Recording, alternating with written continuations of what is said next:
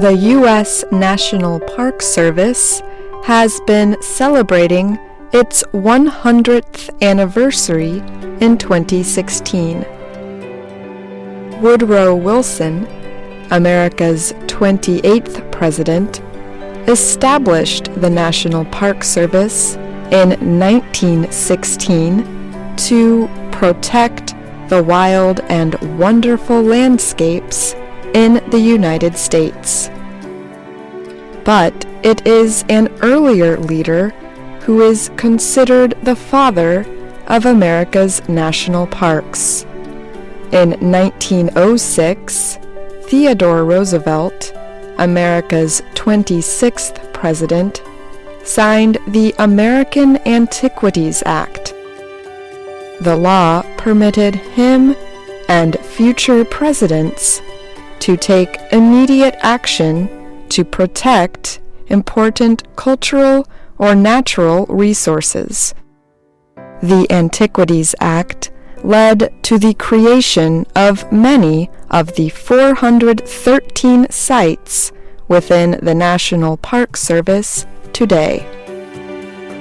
No president has played a bigger role in protecting the country's natural and cultural resources than Theodore Roosevelt.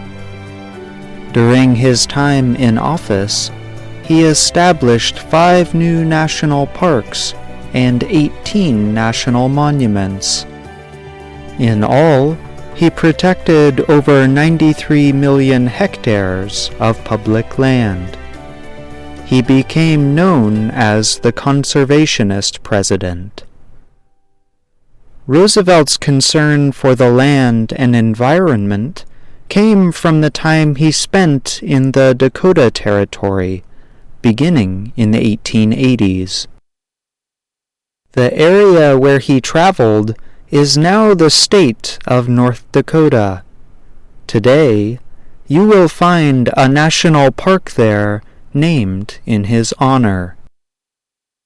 The park protects badlands, wildlife, scenic views, as well as 2 ranches where Roosevelt himself once lived.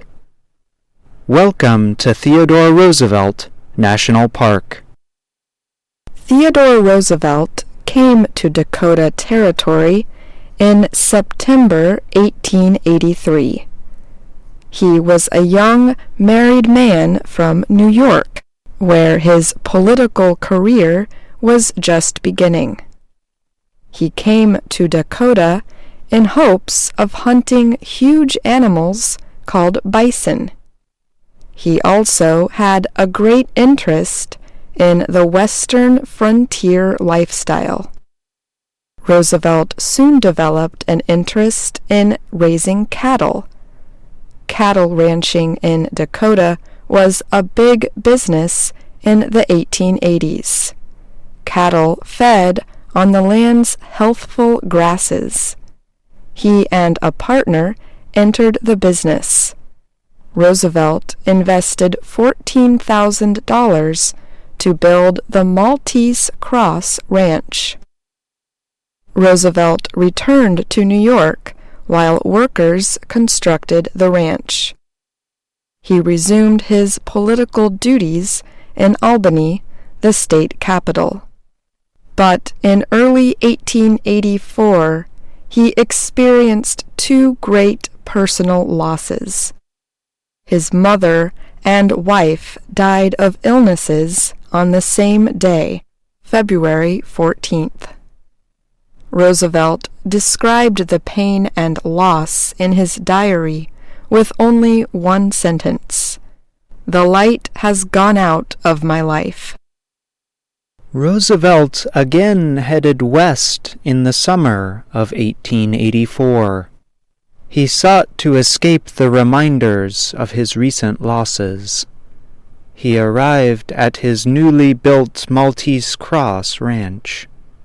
He also decided to build a second ranch in a quieter, more remote area. He called that ranch Elkhorn.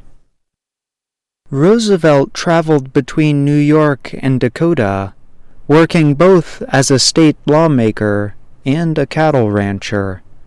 In late 1884, he helped form an organization in Dakota to help protect ranchers' rights. In 1885, Roosevelt published his first book about his experiences as a rancher and hunter. In it, he predicted that the cattle industry of the Dakota Badlands was not sustainable. In other words, it would not last. Roosevelt was right. Severe weather struck the area in 1886 and 1887.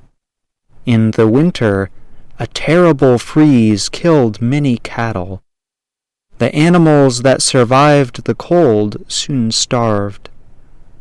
Roosevelt himself lost over half of his cattle. He decided to get out of the business. The experience, however, shaped Roosevelt's beliefs about the need for conservation in America. Those beliefs, in turn, helped shape his policies as president. Visitors to Theodore Roosevelt National Park can experience the Badlands just as Roosevelt did hundreds of years ago. They can also visit the Maltese Cross Cabin, as well as the Elkhorn Ranch area. The park has 3 main areas: the South Unit, the North Unit, and the Elkhorn Ranch Unit. In the South Unit, visitors can drive along the Scenic Loop Road. It offers many places to see wildlife and the surrounding Badlands. Badlands are very dry places with little vegetation. Wind and water shape Badlands mainly through erosion. The process leaves behind high, flat-topped hills of clay and other soft rock. Many visitors stop to look at Painted Canyon. It gets its name from the colorful exposed rocks there. Trails near the canyon offer visitors a chance to see animals, from the huge American bison to small black-tailed prairie dogs.